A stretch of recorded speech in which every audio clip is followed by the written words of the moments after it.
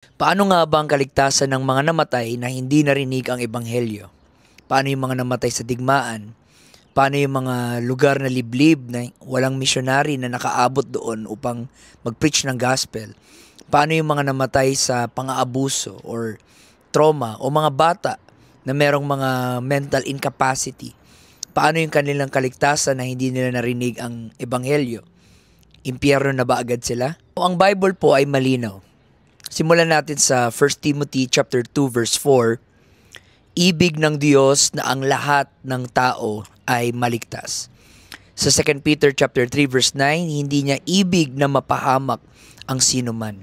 So una kong sagot dito mga kapatid ay mayroong paraan ng Diyos. Dahil nakita natin na layunin ng Diyos na ang lahat ay maligtas.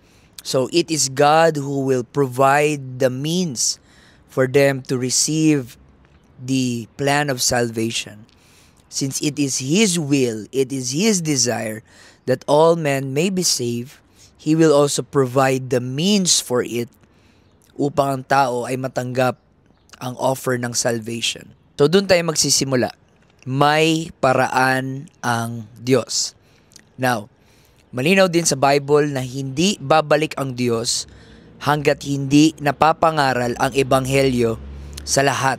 Matthew chapter 24 verse 14, ipapangaral ang ebanghelyo ng kaharian sa buong mundo bilang patotoo sa lahat ng bansa at saka darating ang wakas. So malinaw po ang Bible na hindi babalik si Kristo hanggat hindi na ipapangaral ang ebanghelyo sa buong mundo. Romans chapter 10 verse 18, ang kanilang tinig ay lumaganap sa buong lupa at ang kanilang mga salita sa dulo ng sanlibutan. Pero sige, paano nga ba kung hindi nga talaga nila narinig? Let's go to the worst case scenario.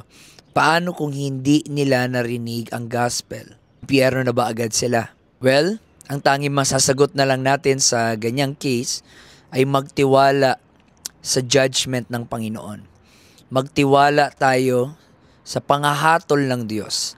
Dahil ang sabi sa Psalms chapter 98 verse 9, siya'y darating upang hatulan ang lupa, kanyang hatulan ang sanlibutan ayon sa katuwiran. Ang Diyos po ay fair sa kanyang judgment. Ang Diyos po ay wise and merciful and gracious and loving. He knows all things and we must trust His judgment sa mga taong hindi nakarinig ng gospel. Actually, sinabi pa nga sa Luke chapter 12, verse 47 to 48, mas mahigpit ang hatol sa nakakaalam, mas magaan sa hindi nakakaalam. In other words, ang Diyos ang bahala. We don't need to overthink about it and worry about it. We must trust God's judgment.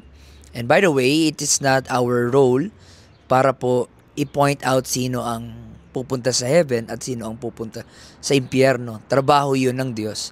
Ang kaya lang natin gawin ay maging faithful, ipangaral ang Word of God, and also to work out our own salvation. So let us trust the righteous, fair judgment of God. Since sinabi naman niya na kalooban ni Lord na ang lahat ay maligtas, therefore it is also God that will provide the means for them to receive the invitation for salvation. Probably somewhere at some point of their life ay kinausap sila ng Diyos through dreams.